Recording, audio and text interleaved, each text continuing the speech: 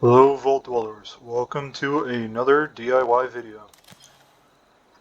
Today I'll be trying to get that power connector seamlessly through that wall to power those objects. So I basically got everything set up here for the video.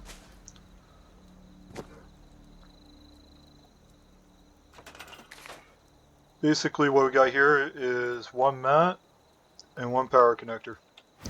So I'm going to put that onto the mat, move the mat around, make sure I got it. Now I'm going to slide this to the other side of the wall.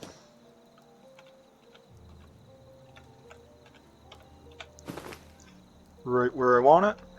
And as you can see, we got power. And a great way to hide it is with an appliance, such as this. So everything looks neat and tidy. So that's it for the video, and have a good day in the wasteland.